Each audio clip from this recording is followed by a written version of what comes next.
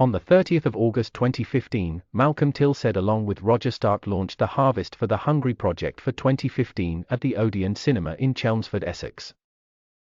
This is Dennis, a boy that Malcolm Tilsaid met while distributing food boxes in Bulgaria. This is the true story of Dennis.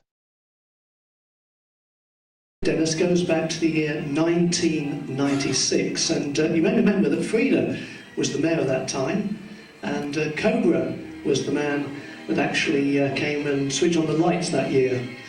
There was also, we couldn't send beef to Europe because there was a crisis of BSE, so we couldn't send beef into Europe. And also there was an oil tanker that broke its back on the Cornish coast. So that was 1996.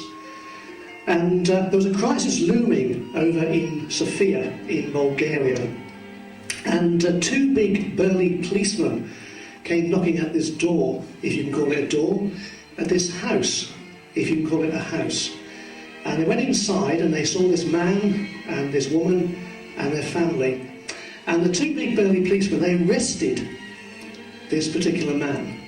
Now, I'm not here to judge, and I don't know what he did in terms of he stole food for his family, but whether he hit a policeman or whether he was upsetting the judge, or whether he was doing this many, many times, the result was he ended up in prison for 12 months.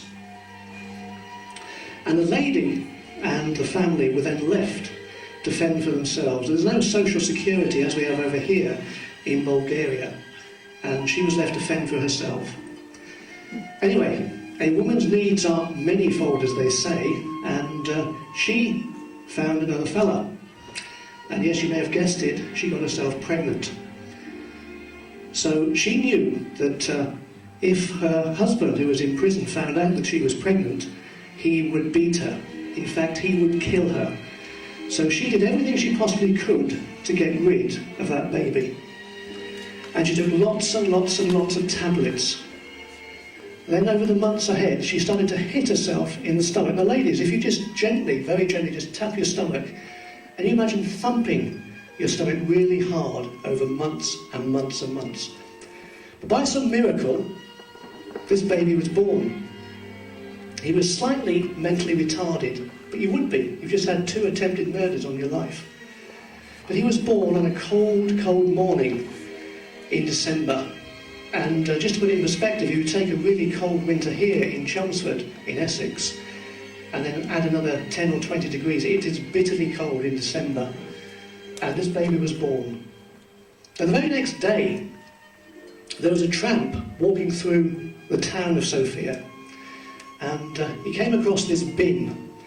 And this tramp was hungry, very thirsty and very cold. And he put his hand in the bin expecting to find a half-eaten McDonald's or a drop of Coke in a can.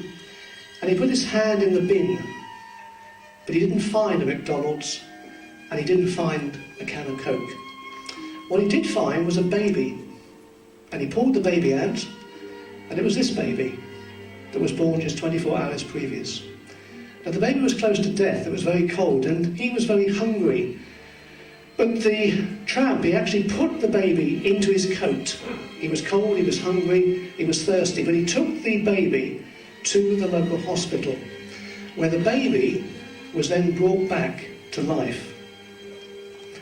And then the baby then spent the next 8 or 9 years from hospital to orphanage, to orphanage, to orphanage.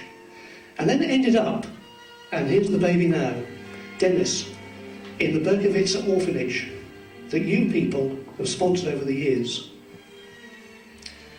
Now we can't change the politics of Bulgaria, and we can't change the culture of Bulgaria, but what we can do in our own little way is to give people like Dennis a window of time, a window of opportunity. So what are we asking from you guys here today? Do we want thousands and thousands of pounds? No, we don't.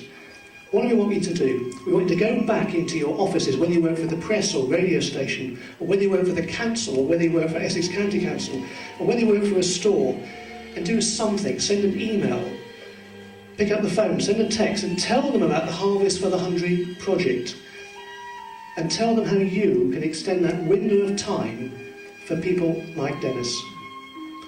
Now that was Dennis, and he's had 3 attempted murders on his life, But we've obviously spoken to Dennis, and we've made a film of Dennis, and Dennis is a survivor. Now I don't know what Dennis is going to do in his future, but he is a survivor.